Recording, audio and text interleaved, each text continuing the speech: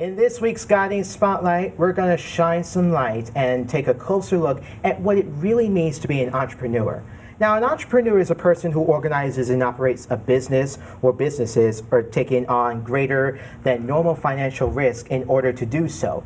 Of course, anyone can be or want to have and own one or more businesses, but probably don't know some of the steps to get there. Well, one entrepreneur has the guidance and the lessons to become a successful entrepreneur without any trouble at all, and we're glad to welcome him to the spotlight to break it all down carefully. So please welcome entrepreneur, founder, and owner of Mugger's Marrow, Maurice Jenkins. Thanks for having me, everybody. Yes, we're glad to have you on. So, Maurice, yes. I want to start out with the business here, because obviously you are the founder and CEO of Mugger's Marrow that you launched in November 2015 here. Correct. Yes. And you have discovered some grilling sauces which you brought here. So I think we ought to taste some of this in just a moment, but just tell us what was the inspiration of you creating this? Well, throughout my adult life, I've been a grilling enthusiast. So I'm typically that guy that goes to, let's say if you're hosting a cookout, I'm the guy that comes through and takes over your grill and feeds everybody. And what I would used to do is take your standard supermarket sauce and doctor it up, add my own little spin on it. And from that, one day I happened to look at the ingredients on the label, and I realized there's a lot of bad stuff in there. I have a little bit of a chemistry background from my days in high school, so I recognized a lot of the words, and I realized that had no business going in your body. So I wanted a healthier alternative with simple ingredients that did not compromise on taste. So I started off with agave, garlic, and fruit as my base, and I built a recipe around it. And to test out my theory, there was a fruit that I was using at the time that was out of season, so I substituted a different fruit. And I made a small batch for some smoked baby back ribs that I made for a colleague's gathering. Brought them over there, and it was her father-in-law who really loved the sauce, older gentleman. Yes. And you know the old folks, they'll let you know when something is terrible, right? I think we ought to try out these sauces. So just tell us what you brought here with these sauces. Sure. The spicy orange has a smokiness to resemble traditional sauce. The smokiness comes from a combination of cayenne, paprika, and chipotle. Pineapple jalapeno is a nice balance between sweet and spicy. It starts off sweet, then it's got the heat on the back end. That's not for me. Then this is definitely not for you then, David. The mango habanero, this one really brings legit heat. It's like a lingering heat, but it boasts a lot of flavor. It's not really designed to hurt anyone. There's plenty of stuff out there, let's say if you want to hurt yourself, but we're not about that here. We Listen, emphasize don't flavor. get 911 over here, okay? Well, you just make sure you stay away from that. Yeah, well, which one of those four is not spicy? The agave garlic on the end has lots of flavor when you heat. Yeah, let me try a taste of that if you don't mind here. Not at all. Yeah. Thank you. So while I'm doing that, just tell us more about this here. It's a flexible organic condiment with no granulated sugar in the product. It's a base of agave, garlic, and fruit, along with an international blend of dry ingredients to make it sweet and savory, with a bit of a spicy kick in most instances. So I just gave you a rundown of the different flavors, and they're. What specific foods can you put the sauces on, like examples? That's a great question because there's really no wrong answer to that. They work nicely with any protein. My vegetarian customers love them as well. They're vegan friendly. There's no animal product in this. Okay. They're low in calories, sodium, and sugar. You can pronounce every ingredient on the label. I've had them used in dips, nachos, pizza toppings, sandwich breads, and they make a great vinaigrette for salad. Wow. Yeah, you got taste. You got taste. Yeah, I do. Have at it. You know you love your seasoning. I love my sauces. You love your sauces. They spicy that for me, spicy. you know. You try first. As the pregnant lady on the show, this baby got me in a chokehold. I'm hungry.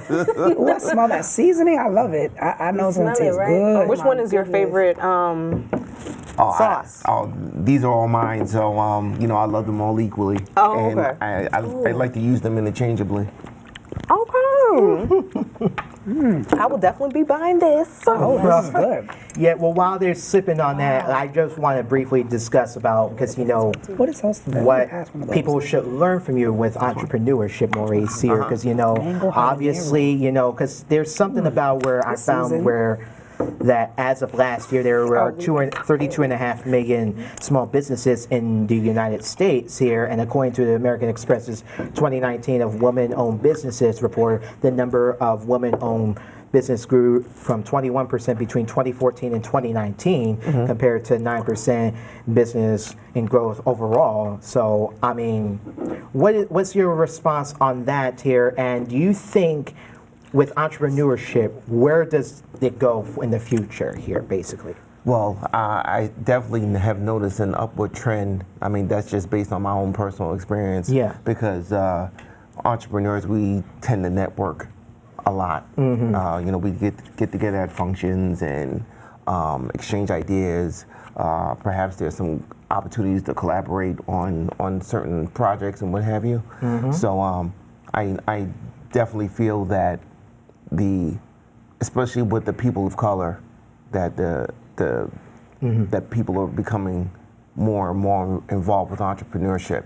Right. And I feel that's a great thing, because I just think that instinctively we just know that there's something for us out there that that's going to be outside of a 9-to-5. No disrespect to anyone that has a 9-to-5 career or anything like that, of course, but Right. For those of us who just feel that they have a certain passion for something and they want to turn it into a business, it's just something that you just have to do, because there's this little voice inside of you that just won't shut up. It won't. Yeah. So it's just gonna push you and motivate you to get it going. And maybe you want to ask a bunch of questions, and which is always great before you get started with your business. And But how can you tell what questions are right? Because that's the part where people don't seem to understand here. Well, that's there's a learning curve to that, David. I mean, you're not going to know. I certainly didn't know anything about packaging and labeling and things of that nature when I first started.